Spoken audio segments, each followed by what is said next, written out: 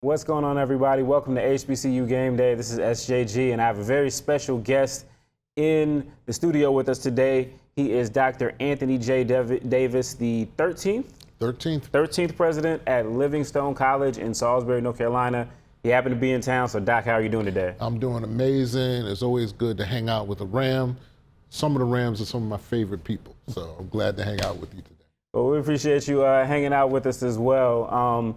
So we were just talking, and obviously you guys just had some big news on Friday. For those who don't know, tell us the news that you guys announced to the world and to the AME Zion Church. Yeah, on Friday we were able to announce that we received one of the largest outright gifts to the institution, and one of the largest to any private HBCU in North Carolina.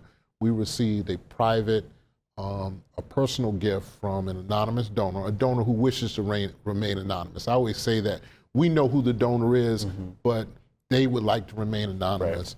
Right. But it was a $10 million gift to Livingstone College on top of the other $7 million that individual donor has given Livingstone. They came back and hit us with another $10 million to advance the work on the campus of Livingstone. Yeah, obviously a lot of great headlines that have been coming out of Livingstone College with the money. Obviously the $1 million, you know, the first month it was like, wow, it's a big surprise. And then the next month, oh, wow, there's more. And every month it's kind of kept building. And then you guys kind of let us know that there was going to be more coming. I don't know that anybody saw that level of gift, but for those out there, you know, this is all from the same donor, correct? Correct, same donor. Right, same donor. And, you know, obviously, you know, we've had a lot of questions and, you know, a lot of scrutiny now with gifts in the HBCU community because of some things that have happened. But, you know, all of the stuff you guys have, let folks know about your background and that you guys are secure with this, right? Well, I've been a senior level philanthropic practitioner for more than 20 years. If you take a look at, you know, my career trajectory, take a look at my resume, I've definitely been very successful as a philanthropic practitioner or fundraiser. In my career, if you trace back every 990 where I've been, comes up to about 500 million that I've been able to raise and help secure for nonprofits, colleges and universities. For a school like Livingstone College, some would say, well, why Livingstone, why now? It's all about sharing your vision with a donor at that level. Here's what I see. And one of the things that I shared with this donor early on, I see a re-imaged and reimagined Livingstone. And you walk them through it, and when we did that, they said, hey, I want to help. And so in October, $1 million. And then in February, the $2 million. After we were good stewards with the $1 million, we would not have received additional gifts had we not been a good steward with the $1 million. Then February, the $2 million, and then every month, $1 million up until July. And then, hey, I'm gonna do something special for Livingstone College. And here's a $10 million gift. Yeah, no, and I know we talked about it the day you made the announcement, but you know, you guys, not only do you have a plan for where it's going, but it's already, this money's kind of been in action. Just kind of talk about that a little bit as well. So when I became president, one of the things I said I would attack is our crumbling infrastructure. One of the things I looked at, though, was student housing. Not only student housing, where my students sleep, but also where they eat. So one of the things that I said in phase 1 was that we would complete 2 residence halls on main campus. We have a 3rd residence hall that we started to get ready, and that's at our property on Jake Alexander Boulevard at the hotel that we own. A lot of people don't know that Livingstone College owns a hotel that houses our culinary arts hospitality management program. We had another wing that wasn't active, and so we went in and totally remodeled that wing as well. We're gonna bring that online after we address main campus. I think it's important to address main campus first, and so Dancy Hall, Harris Hall, a men's residence hall, and a women's residence hall will happen first on the campus. But now with this gift, we can move to phase 2, and we can look at Tucker Hall and Babcock Hall, and finish the renovation on the cafeteria, because this year we wanted to do phase 1. Phase 2 is when we expand it and make it a lot larger. Yeah, no doubt about it. And you know, when you talk about all of those things, Livingstone has, you've been the president now for just over 2 years. No, I haven't been the president 2 years. Not yet. 2 years. Oh yeah, what? 667 days today. This man is clearly. This man is into the details. In that short time, you've seen challenge. You started off with some challenges, and you flipped those. And really, the narrative about Livingstone College, I don't know if it's ever been stronger than what you guys have got going right now with this. It's a good time to be a Livingstonian, and I've learned in my career that as a leader, right, you have to be responsive and responsible, and that's what I've been. If you know the story of my life, all I know is grind, grit, and gratitude. I thank God for every day He gives me, because I can make this day better than the day before, or if I had a bad day, this one is going to be better than that day. That's the way I look at life. But I also look at it like this. If service is beneath you, then leadership is beyond you. I start every one of my staff meetings off with that quote. It comes up. If service is beneath you, then leadership is beyond you. I see my role as being the chief servant of that institution, and I'm called to lead and serve the people that I've been entrusted to lead and serve, and that's what I do. Livingstone College is definitely making some strides. We're no longer, my goal for Livingstone College is that we become three things: a regarded, a relevant, but respected HBCU. And so what does that mean? We're going to be relevant, we're going to be respected, but also we're going to be regarded. And so when you think about not only the bricks and mortar, we're doing some things that haven't happened in a long time. For example, when you look at HBCUs, one of the areas that some HBCUs struggle in is understanding your economic model. Our economic model is based on enrollment, which means you have to really double down on recruiting and retention. They have to work together. Well, guess what? Before I became president, a school like Livingstone College, and I shared these facts with our anonymous donor, Livingstone College would lose 53%, 47 to 53% of their freshmen, right? So that impacts graduation rates, that impacts the economic model. In the first year of my presidency, we had a freshman retention rate of 70%. Second cycle, we went up to 78%. So in 2 recruiting cycles, you've seen the needle move to where we're retaining our freshmen. That impacts our economic model. And now, in addition to that, we can say that when we look at persistence, all the students who are eligible to return, you put them all in a cohort, so to speak, 88% of the students who are eligible to return. So we really turned the corner, recruiting, retention, and this year we have onboarded 115 presidential scholars. That's students coming in with a GPA of 3.7 to 4.0. We have another 80 students who are coming in with a GPA of 3.0 to 3.6.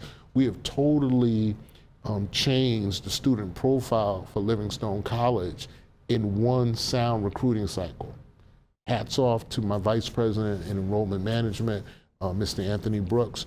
In his first 6 months, we saw a 58% increase in enrollment. And this year, we're projecting that freshman enrollment is going to be close to 500 students, freshman enrollment. And we're retaining the students that we have coming out of CARES Act. We're going to be moving to finally getting the low classes out. What I mean by low classes, we went 3 years where freshman enrollment was less than 250. And so now, looking at that, we're almost doubling that under our administration. And so we're excited about what's happening on the campus of Livingstone College. Yeah, no doubt. And this is HBCU game day, so we'd be amiss if we didn't talk about athletics. You guys in sports, we're coming up on football season. Your head coach is Sean Gilbert, former NFL player. I think he was hired during the pandemic, and in his first couple of seasons, he's got you guys. I think back-to-back, maybe 4th place finishes. Just talk about the football program and the role that athletics overall plays in what you guys do as a university. Well, when you think about Livingstone College,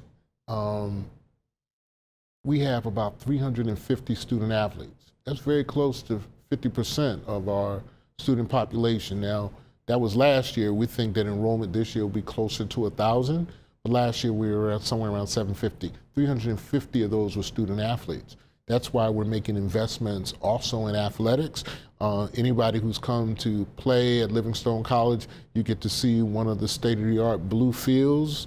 You know, there are only 2 blue fields in the country, and we have one of them. We've made some upgrades. You look at our track, $1.5 million, and there's much more that we have to do. I'm excited as to where Sean Gilbert has our program. And this is one of the things, I may be different. For me, it's not wins and losses. For me, it's put a competitive product on the field, because you can lose and people can still come to the games and have a good time. So my challenge to him is to put a competitive product on the field, because I recognize that we're out-resourced in many areas. I mean, when you think about the state of North Carolina, and I continue to fight this battle, they'll give every state school in the CIAA $1 million. The lottery. For athletic, yeah, from the lottery money, but they say the privates can't participate. So I challenge the legislature on that, because 58% of the students who come to Livingstone College come from North Carolina. They're still your constituents, and many of them come to a Livingstone not because they want to be exclusive, but in many instances they've been excluded and locked out of the public HBCUs. So they come to Livingstone College, and we do what we say we're going to do. We produce graduates who have the capacity to compete and contribute in a global context with competence and confidence. Wow, that's good information. Yeah, we have done the reporting on the money that the public schools are going to be getting. So yeah, you talk about competing, not necessarily wins and losses. So hopefully they'll take that philosophy on October 19th, 29th. Yeah, no. If any state school we must beat, we have to beat the Rams, because I can't go home if we don't beat the Rams. I have to argue with my son. You know that. It's definitely been. You guys have beaten them twice in a row. Twice in a row. I think after going maybe 25 years without a win, you guys host them this year. But I think you guys have a pretty good amount of home games this year, football-wise. Yeah, this is an unprecedented year for us. We will have 7 home games, and we're going to tell everyone, if you want to see or you want to experience a game day experience, every week will be like a homecoming at Livingstone College. And so we're telling you that you got to get to Alumni Stadium, pre-game tailgates, music, fun for the whole family, bounce out. I mean, we're turning the campus into a fun day or fan day experience. Yeah, and doing it safely too. I know last year you guys instituted the admissions charge for everyone coming on campus. I know a lot of people wanted to push back on that, but how did it go in your estimation? Oh, after alumni had the opportunity to see it and experience it, they said, wow, we needed to pay more, because there was here's what we did. We took advantage of our gated community. We have a gated community, right? And so everyone wanted to be safe. So we put safety measures in place. In homecoming, in many instances, are not revenue generators for institutions. It appears that it's a revenue generator. But one of the things I challenge our alumni, and I said this, gone are the days that you can come to Livingstone College for homecoming where you loiter, litter, and leave. You come in, you hang out all weekend, we trash the campus, right? And then you leave, but you don't leave anything with the institution. So guess what? We're forced to strain the economic model, right? Because come Monday morning, we have to be ready for business. So what we said was, hey, everyone pays into this economic model. You pay one price, you get to do everything. The games, the post-game concert, the student concerts, you just pay one fee and you just come and enjoy the campus of Livingstone College and homecoming. Yeah, and I understand that you guys had a pretty good impact on your football attendance too, I guess. Since folks were getting ready to pay anyway, I guess they decided to come into the game. So homecoming, what we would see, and I had institutional memory, right? I'm an alumnus, so I can say things that need to be said. I'm the first alumnus to serve as president in more than 50 years. So when I say it, I'm saying it as one of you. We would come to games at homecoming and there will be more people hanging around what I call the plots on the campus of Livingstone College. If I want to be technical, the Center for Greek Life. Everyone is hanging out in the Center of Greek Life, hashtag the plots. And nobody's at the game. Well, if you come home to homecoming and you have all the homecoming activities in the stadium, what I'm going to do is make it easy. If you come, guess what? Your ticket gets you into the game. And last year, you could not move an alumni stadium because everyone said, well, I'm here, I might as well go to the game. So they went to the game, cheered us on, we got the win at the buzzer. Walk-off win against Shaw. Walk-off win. Yeah. And so that just made homecoming all the better. Wow. Well, Dr. Davis, I appreciate you for giving us your time.